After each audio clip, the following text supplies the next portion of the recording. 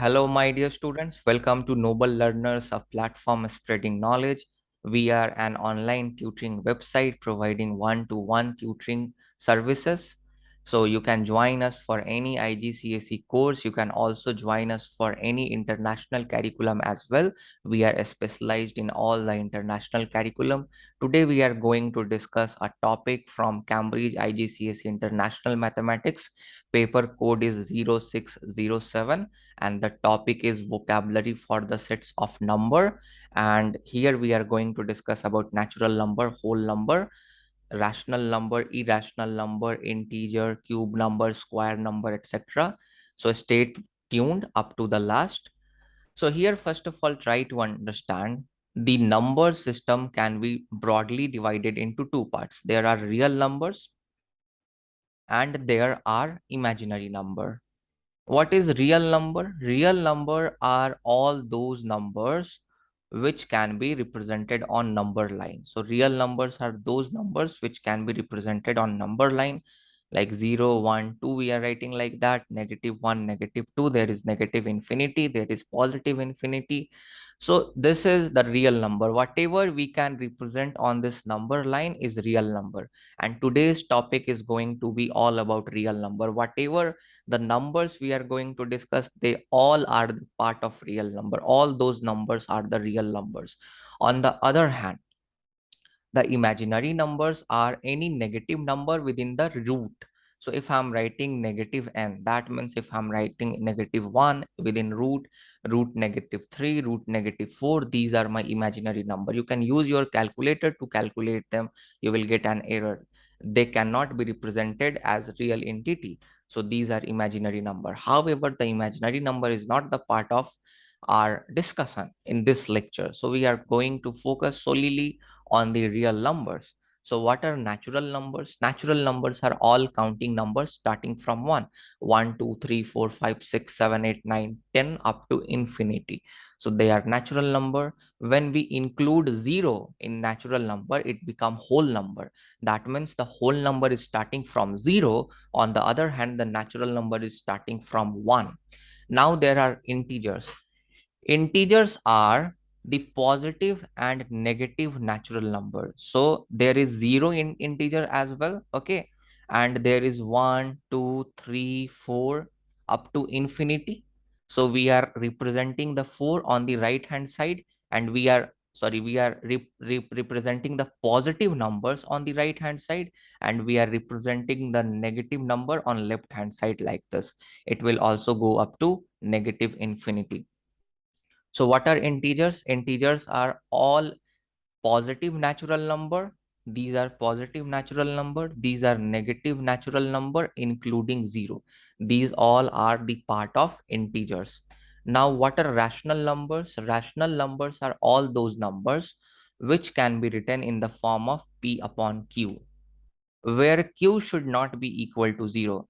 So when the denominator becomes 0, your number become undefined. Therefore, denominator should not be 0. Remember one thing, when I am writing anything like 4 or 5, if there is no denominator, the denominator is taken as 1. Denominator is not taken as 0. So therefore, all the integers, they are also the rational number, because here we can write this in P upon Q. 4 can be written as 4 upon 1, and here q is not equal to 0. That means your denominator is not equal to 0.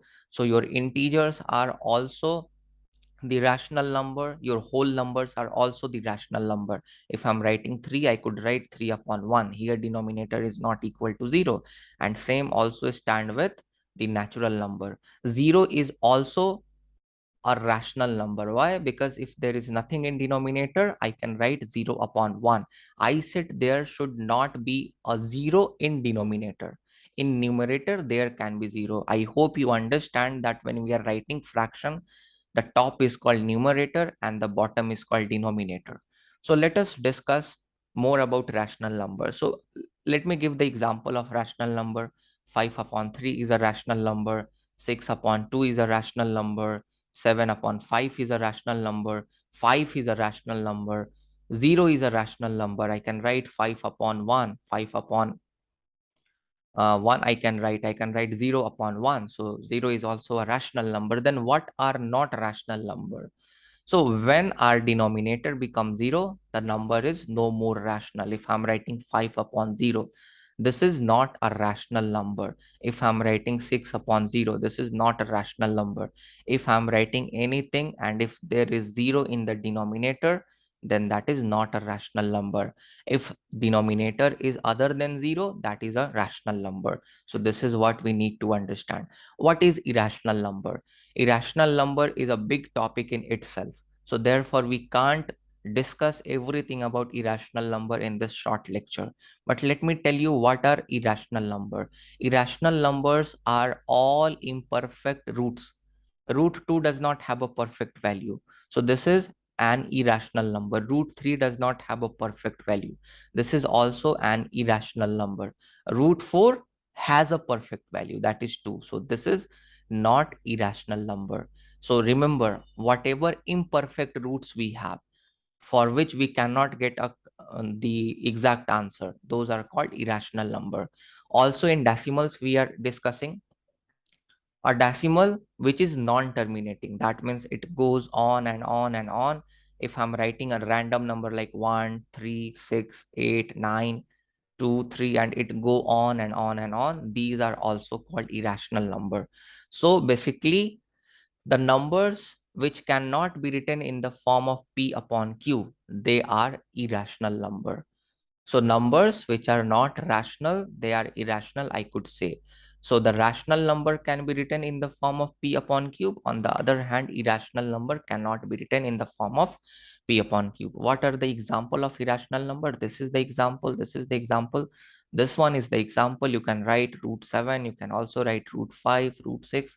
These imperfect roots are irrational number, but root 9 is not an irrational number because its perfect value is 3. So do not get confused. I hope you understood. Now there are the symbol for their set. The set of all the natural number, they are represented by capital N. The set for all the whole number, they are represented by capital W. The set for all the integer is represented by capital Z. The set for all the rational number and all the irrational number, both are represented by R, which is the real number. So irrational and rational number are the part of the real number. The real number can be further classified into rational and irrational and irrational. This you need to remember. So that is, so when you will join our private tutoring session, there I will explain you in proper manner, step by step. Here we do not have the time. Here we need to complete all the lecture at once. Therefore, I am going bit fast. What are absolute number? The number which are always positive, that is called absolute number. The absolute number has the symbol of modulus. This is called the symbol of modulus. The modulus symbol is the special symbol. It convert everything as positive. If you are giving an input of positive number, obviously it is going to be positive, but an input of the negative number when given in this modulus, that also become positive. So if I'm writing -5 and if I'm giving the modulus, this become the absolute number, that is 5. So absolute numbers are the numbers without the negative sign. You can understand like that. If I will write -7, if I'll ask what is the absolute value of -7, your answer would be 7. How to get the absolute value? By inculcating a modulus sign. After that, what are the prime numbers? Prime numbers are those numbers which are divisible by 1 or by themselves. Means which have only two factor. Two factor, one factor is 1 and another factor is itself. For example, 5 is a prime number. How the 5 can be completely divided? 5 can be completely divided by 1 5 times. It can be also completely divided only with 5 one time. So 5 is a prime number. So whatever number which has only two factors, and two factors are 1 and itself. For example, what are the factor of 7? The factor of 7 is 1 and the 7 itself. The factor of 3 is 3 and 1, right? Means 3 itself and 1. So prime numbers have only two factors. Like 2. 2 is also having only two factors, 2 and 1. So 2 is also the prime number. Remember one thing, 1 is not considered as prime number. The smallest prime number is 2, then there is 3, then there is 5, then there is 7. Many students make mistake. They think the prime number and odd numbers are same. They are not same. 9 is an odd number, but 9 is not a prime number because 9 is having more than two factor. 1 is the factor of 9, 3 is also the factor of 9, 9 is also the factor of 9. So 9 is not a prime number. 15 is an odd number but not a prime number. 15 has many factor, more than two factor. 1 is the factor, 15 itself is the factor, 3 is the factor, 5 is also the factor of 15. That is why 15 is also not a prime number. So many students, they confuse that odd numbers are the prime number. So therefore you need to keep this one in mind, that all odd numbers are not prime numbers, right? But obviously all the prime numbers are odd numbers. So other prime numbers, 11 is the prime number, 13 is the prime number, then 17 is the prime number, then 19 is the prime number, then 23 is the prime number, then 29 is the prime number, and so on and so forth.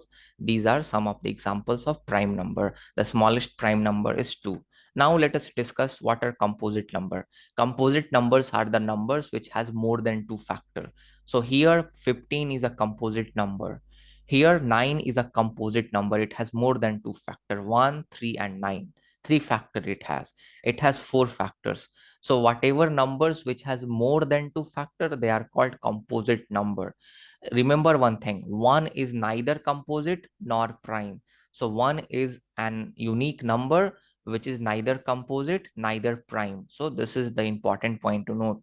So what are the composite number? 4 is the composite number. It is divided by 1. It can be divided by 2. It can be divided by 4 as well. So it has more than two factors. So that is the composite number. So all the numbers except prime numbers are composite numbers. Some of the example can be, there is 4, there is 6, there is 8, there is 9, there is 10, there is 12, there is 14, then so on and so forth. These are the example of composite number. What are the square numbers? So square number, when the number is multiplied by itself, when there is the product of the same number, it is called the square number. If I'm writing 3 times 3, it can be written as 3 squared, 3 to the power 2, or 3 exponent 2. 9 times 9 if I'm writing. So this is 9 square.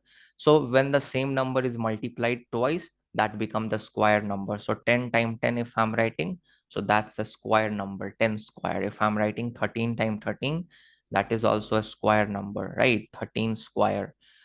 So what are cube numbers? When the same number is multiplied thrice, when the same number has the product three times, then this is called the cube number. If I'm writing 3 times 3 times 3, so I need to write 3 to the power 3, 3 cube, that is called.